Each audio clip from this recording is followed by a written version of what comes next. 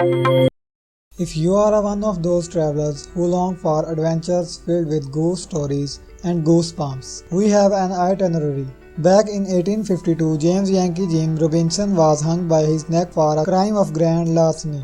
A few years later, Thomas and Anna Valley built a house on a spot where Robinson died. And soon enough, Yankee Jim's ghost showed up. Hunting the site, it's said that his footsteps can be heard lumping around the house. Yankee Jim isn't the only spectre though. Both Mr. and Mrs. Valley, a young girl, and even the family dog have been known to make appearance from behind the grave. The house is so thoroughly spooky that, according to Time, in the 1960s, the US Commerce Department classified the Valley House as haunted. See the Valley House Museum for yourself via a tour with ghosts and gravestones. New York Greenwich Village has some of the most desirable real estate in the world, save for one brownstone on West 10th Street, known as the House of Death. The townhouse is said to be haunted by ghosts of 22 people who lived or died within its walls, including that of 6-year-old girl who was beaten to death by her adopted father. Being New York City, however, the house has celebrity pedigree too. It's said that author Mark Twain stayed in the house back in 1900 and returned for the occasional visits. According to legend, the rambling Victorian mansion that sits on a busy street in San Jose, California is haunted by the ghost of everyone killed by Winchester rifle.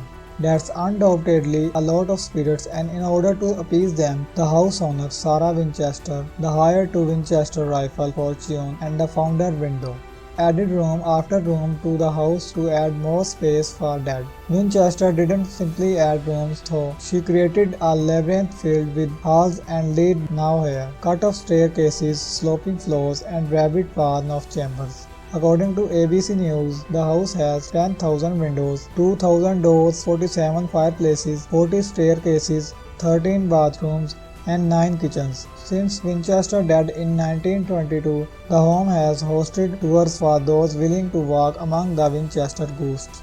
Tourists of house are now open with new health and safety guidelines in place. Back in 1892, Andrew and Abby Bowden were found dead, killed by an ex-building psychopath. The police number one suspect was Andrew's daughter, Lizzie.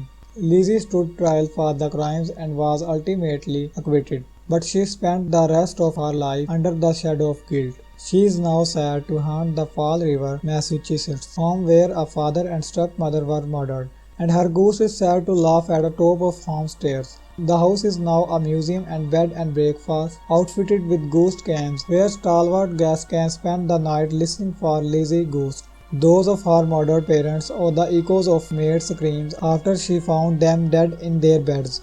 The small lower town of Vlkiska, population of around 1,252, does not have much to offer tourists except for a night of terror at Vlkiska ex-murder house.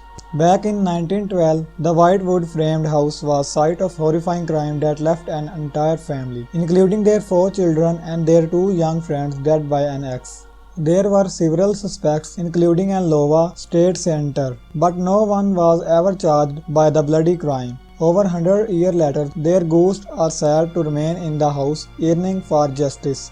Visitors eager for a taste of the supernatural can book tours off-site, while the bravest can spend the night and see what goes on.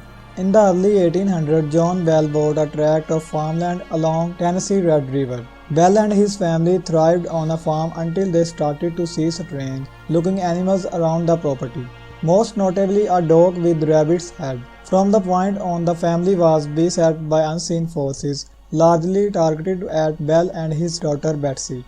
They experienced physical attacks, heard unexplained noises, and even spoke with the entity, who in at least one account identified herself as Bell's former neighbor, Kate Betts, who was exacting revenge from beyond the grave for some unknown slight.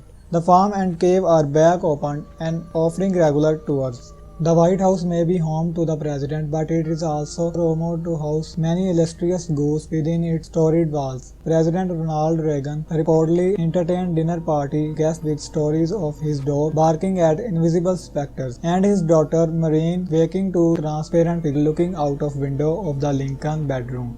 It may have been President Lincoln himself returned to his former home in the hopes of reuniting with his wife or son. British Prime Minister Winston Churchill reportedly encountered Lincoln ghost too, while he was stepping out of bathtub. Lincoln and his wife Mary Todd held seances at the White House, according to mental flows, in hopes of contacting their son Willie, who died of typhoid, presumably from contaminated water pumped into the White House. They never contacted their son, but they did claim to get the touch of President Andrew Jackson, who was loitering in his former bedroom. According to the White House Historical Association, President William Henry Harrison, the first president to die in White House, continues his stay there.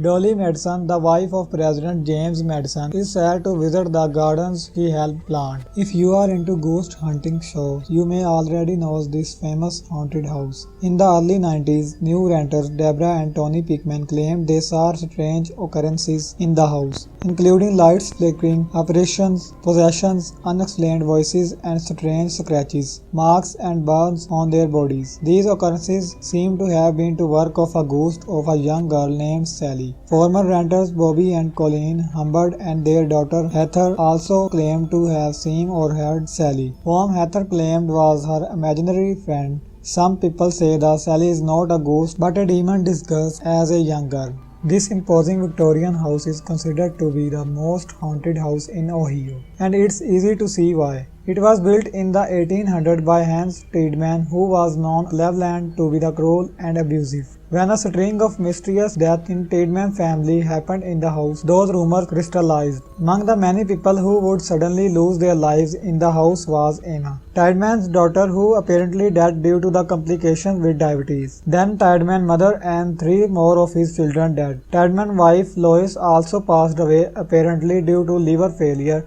But many rumors circulated that Tiedemann was actually responsible. It's also rumored that he murdered other members of his family, including his niece, a possible illegitimate daughter, and possibly his mistress. Tiedemann moved away from the house shortly after his wife's death. After this, the house has passed away from owner to owner. More recent investigations have found troubling evidence of foul play, including human bones within the walls. George Washington Vanderbilt II built this stately vacation home in the 1800s. Since then, it has gained a reputation for being one of the most haunted places in the state and the country. While nothing completely nefarious seems to have happened on the estate, the home's former owners seem to remain very active, even in the afterlife. After Vanderbilt died in 1914, his estate was passed on his children, who decided to open the home up to the public. That's when the activity apparently began. Visitors have claimed to hear a woman's voice possibly. Vanderbilt's wife added calling his name, and some say they have spotted some ghostly apparitions. The estate also features a number of hidden doors and passageways, adding to the home's overall spook factor.